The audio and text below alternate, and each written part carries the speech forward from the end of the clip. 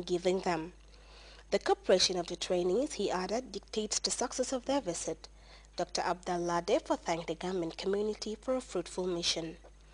At a time when the Gambia has seen electric moments pass between scholars each time we approach Islam's festive periods, the Vice President remarked that standardizing Islamic teachings might see a solution to that problem.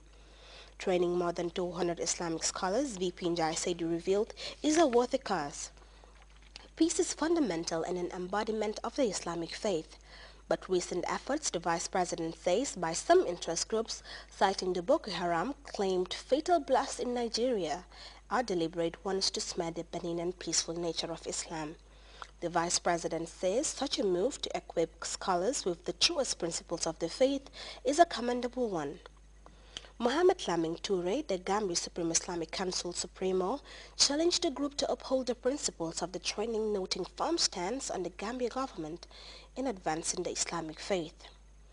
For the Minister of Trade, Regional Integration and Employment, any drive which is aimed at strengthening a religion is important. Minister Colley extolled the Council and the World Islamic League for a successful cause. For GRTS News, I am Aji Amisise. Once again, we'll do this announcement. His Excellency the President, Sheikh Professor Alhaji Dr. Yaya A.J.J. Jammeh, will leave for Washington, D.C., the United States of America, Thursday, 29 December 2011, in the morning or 5 a.m. A media release from State House urges all those invited to see His Excellency, the President and delegation off to be at the airport at least half an hour before departure for the usual ceremonies. Senior Agriculture Ministry officials and the National Assembly Select Committee on Agriculture have been discussing the extent to which invasive aquatic weeds are choking off freshwater bodies. The meeting also looked at ways of removing the weeds that are wreaking havoc in other parts of the sub-region. Samuel Ba picks up the rest of that story. Fifth time the policymakers and agriculture ministry officials are brainstorming on the ways of tackling the damaging effects of the invasive aquatic weeds on freshwater bodies across the sub-region.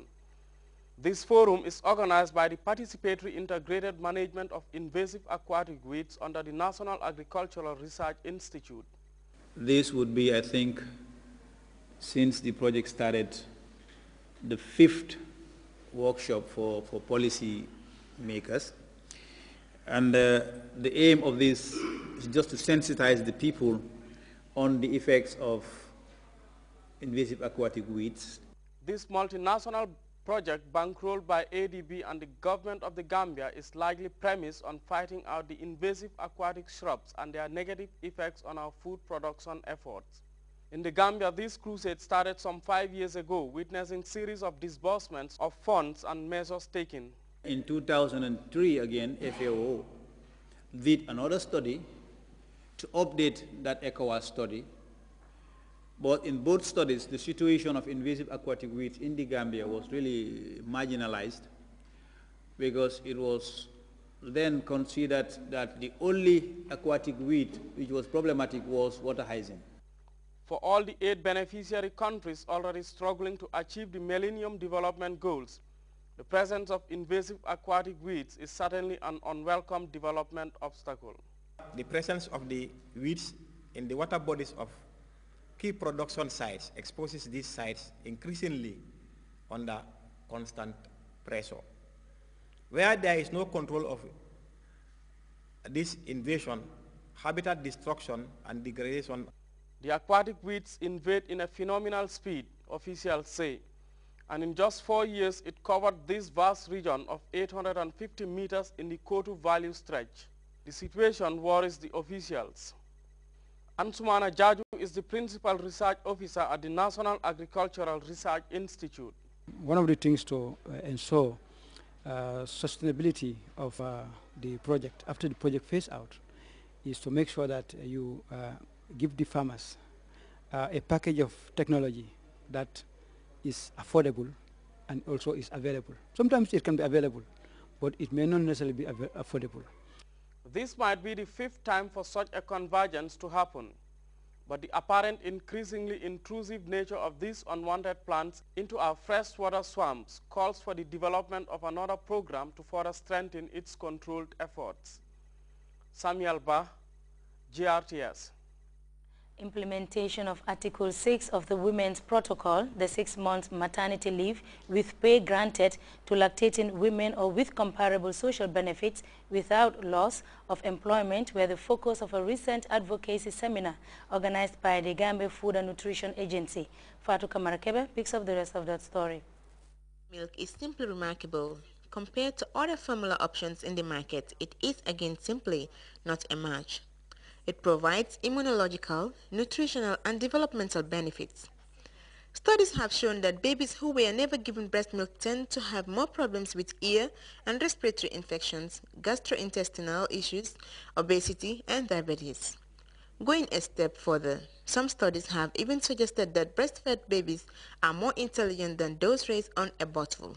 In the Gambia, every woman is entitled to a period of 6 months maternity leave with salary or with comparable social benefits without loss of employment, seniority, or similar benefit. In order to reinforce the common responsibility of men and women in the upbringing and development of their children, every father is entitled to a reasonable period of time not exceeding 10 working days as paternity leave with pay for every child delivered for him.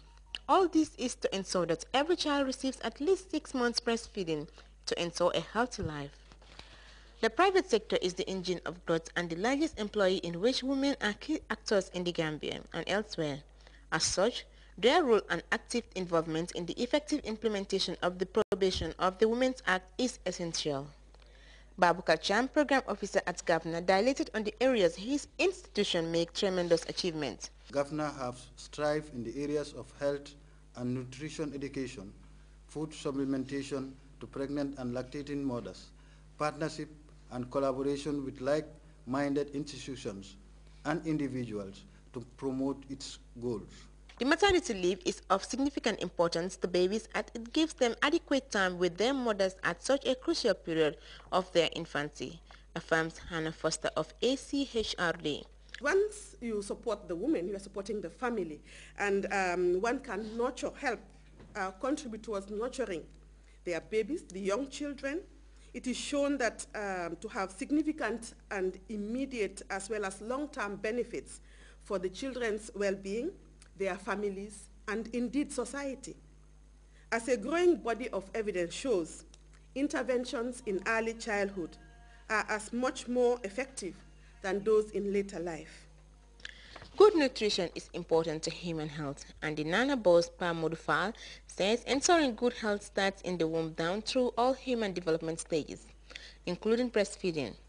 Breastfeeding promotes a very special bond between mother and child that only a mother can provide. The most important thing after the delivery of the child is to ensure that you can also follow that story and other GRTS programs live on our website at www.grts.gm. There you can also monitor GRTS Radio Live. We'll take our first break. Stay tuned.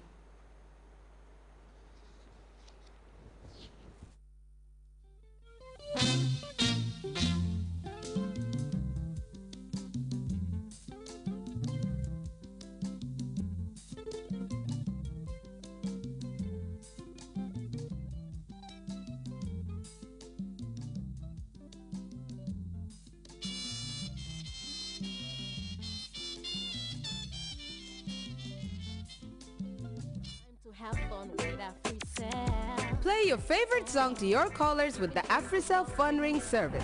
Ko ngal salamu ntelem Jalex aka Akuntu ngani soto na julol to AfriCell la phone ring service.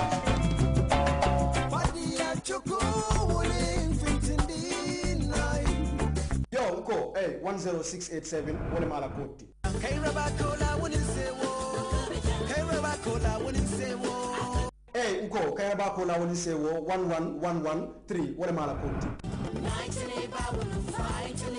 Yo, woye 11289 wala mo fana na koti akeke. I am going back home. Hey, uko sambi mbina samba fana na code ba fintila phone ring service odo. Hey, na fansol fana be mumbe mbal tentula. Uko na album kuto samba fintila. Welcome back. The casket bearing the remains of North Korea's former leader Kim Jong-il was carried around the